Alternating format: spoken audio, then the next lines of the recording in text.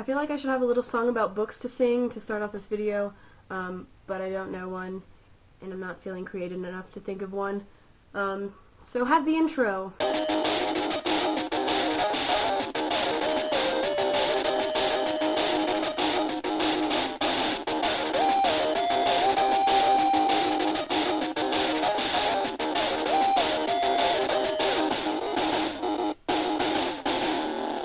Alright, so in August I read 6 books. Six books. That's not like a whole lot, but I'm keeping on track. I'm really excited, and I think I might be finished before the year is over, if I'm lucky. But I should definitely hit 50 books by December or by January. So that's exciting. I'm glad that I've been able to stick to my goal. The first book I read during August was The Curious Case of Benjamin Button. And if you want to get technical, it's like a short story, and basically I wanted to read it after I saw the movie, because I thought the movie was so wonderful. If you guys haven't seen it, seriously need to go watch it. Like, I've met people who really didn't like it, and met people who really did like it, so I think there's like not much of a middle ground. But if you see it and you like it, then you really, really like it. I thought it was just so good, and Brad Pitt is wonderful. And it was just very well done, and I wanted to see what the book was like, and obviously it's a short story, so it wasn't going to be exactly like the movie, and I don't think you can really compare them, because they're actually kind of two different stories that have the same concept, and the short story was interesting, and it was more of a satire than the movie was, about how we treat people who are different, and how we treat family, and stuff like that.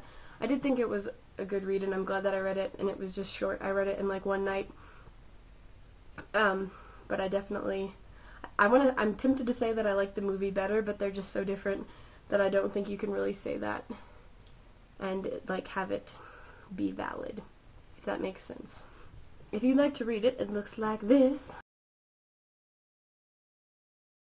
Next I read The Bell Jar by Sylvia Plath, which I've been meaning to read for a long time, and Sylvia Plath is just such a good writer, and she's so wonderful, and sometimes like I feel that we're like soul sisters, like that we like mutually understand each other, like that we would be friends if she was like alive and stuff, and maybe closer to my age now, but I don't think I'm as crazy as her, don't get me wrong, but I just, like, I can really empathize with a lot of what she says in The Bell Jar, and she also writes really wonderful poetry. So if you haven't like read Sylvia Plath, you need to go do it, because she's amazing. Keeping on the crazy theme, the next book that I read was called I Don't Want to Be Crazy by Samantha Schutz, I want to say. It's like a narrative written in poetry about this girl's first year of college, or like like going from high school to college and stuff like that, and how she would get anxiety attacks when she was around too many people and stuff. And it's an interesting way to tell a story through poetry, but sometimes I felt like she was just making the lines from sentences.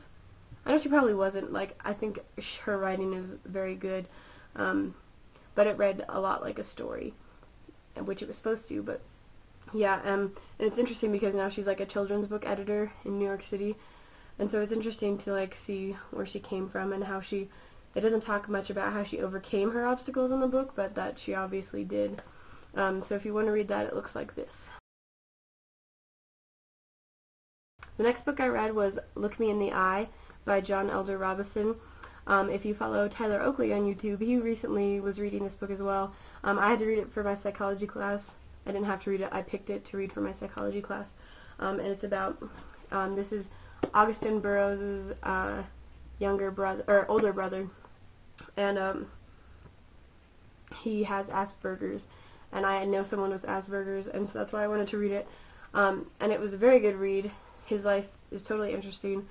And, it's not conventional at all. Like, I think the writing sometimes gets a little linear, because that's how a person with Asperger's thinks, but his life was very interesting, and if you're interested in the autism spectrum, or Asperger's, or awesome people, you should definitely read this book. It looks like this. So the next book, I finally read a book that someone recommended to me in the comments of these videos. It was The Perks of Being a Wallflower by Stephen Chbosky, I want to say. Chbosky, I have no idea. But Danny recommended this to me, and I've also had a lot of friends who've read it, and a lot of other people who've said it's a good book. And so I finally got around to reading it, and I thought it was a good book. Like, I think a lot of people have their life like really affected and changed by this book, and I didn't necessarily feel the same way. Like, I totally understand why people like it so much, and especially if they're like touched by it, but that just didn't really happen for me. And also there's a line in it that says, "In that moment I swear we were infinite," which is like really popular on the internet, like in graphics and stuff. And I didn't find that to be that like deep or anything, because it doesn't like really make sense. I know a lot of you are big fans of this book, and so I'm sorry if I'm offending you, but it's just the way I felt about it. But yeah, thank you for suggesting it to me. I did enjoy reading it, and I'm glad I did, but it just didn't affect me like it affects most people, or a lot of people my age, I think. So yeah. The last book I read this month was a total nerd book, and you guys are probably going to laugh, but it was a Star Trek book by the Shat himself, William Shatner. It was called Star Trek Academy Collision Course. It was pretty much set when like Kirk and Spock were teenagers. Spock is like all emo and teenagery, and Kirk's all belligerent and rebellious, and it was just a fun read. If you like Star Trek, you probably like it, because it was quite entertaining, and I had very vivid dreams after reading it about flying starships and stuff. So if you're into that kind of thing, it looks like this. I also want to say a big thank you to my friend Turtle on the Run, who made an awesome video response to my last video. Thanks so much for making that. I haven't been able to get my hands yet on the books that you mentioned by Jonah Black. I usually get my books from the library, and they don't have it at my library, but I'm going to suggest that they get it because I'm cheap and I don't really want to buy it. But I definitely will be reading it soon, especially since you made a video response. So if you really want me to read a book, you guys should make a video response, because then I'll definitely read it, because you're awesome. So thanks all for watching and following my adventures in reading. And if you have any book suggestions, leave them in the comments.